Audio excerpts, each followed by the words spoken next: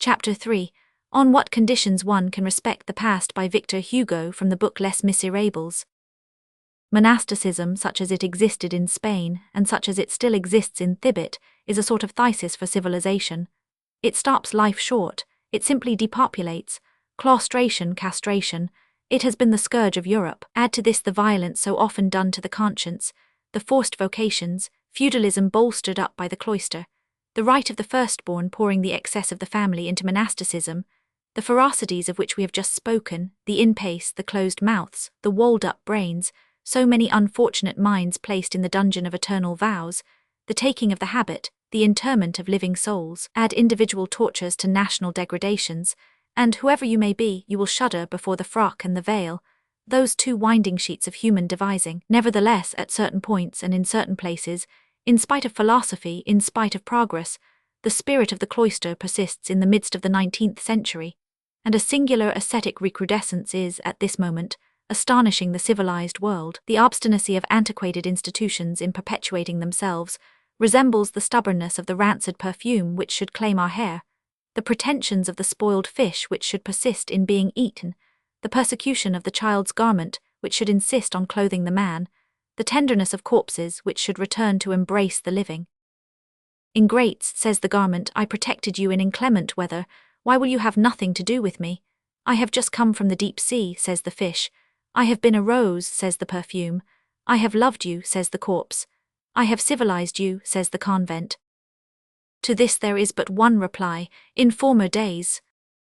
To dream of the indefinite prolongation of defunct things, and of the government of men by embalming, to restore dogmas in a bad condition, to regild shrines, to patch up cloisters, to rebellious reliquaries, to refurnish superstitions, to revictual fanaticisms, to put new handles on holy water brushes and militarism, to reconstitute monasticism and militarism, to believe in the salvation of society by the multiplication of parasites, to force the past on the present, this seems strange. Still, there are theorists who hold such theories. These theorists, who are in other respects people of intelligence, have a very simple process. They apply to the past a glazing which they call social order, divine right, morality, family, the respect of elders, antique authority, sacred tradition, legitimacy, religion, and they go about shouting, "Look, take this, honest people." This logic was known to the ancients. The soothsayers practice it. They rubbed a black heifer over with chalk and said, "She is white, bos cretatus." As for us, we respect the past here and there, and we spare it above all, provided that it consents to be dead. If it insists on being alive, we attack it, and we try to kill it.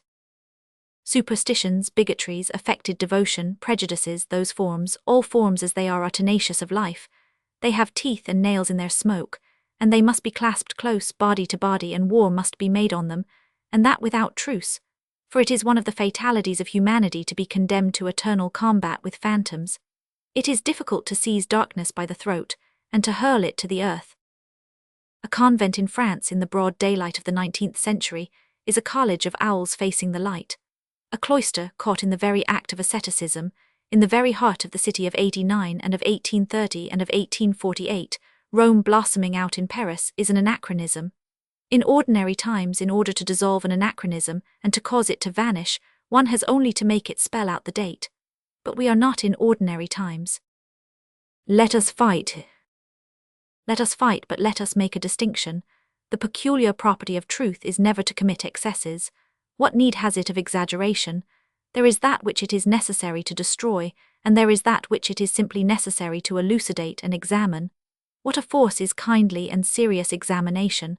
Let us not apply a flame where only a light is required.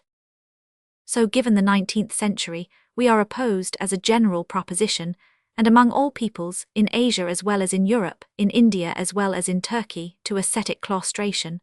Whoever says cloister says marsh. Their putrescence is evident, their stagnation is unhealthy, their fermentation infects people with fever and etiolates them, their multiplication becomes a plague of Egypt. We cannot think without affright of those lands where fakirs, bonzes, santons, Greek monks, marabouts, talapoins, and dervishes multiply, even like swarms of vermin. This said, the religious question remains. This question has certain mysterious, almost formidable sides. May we be permitted to look at it fixedly?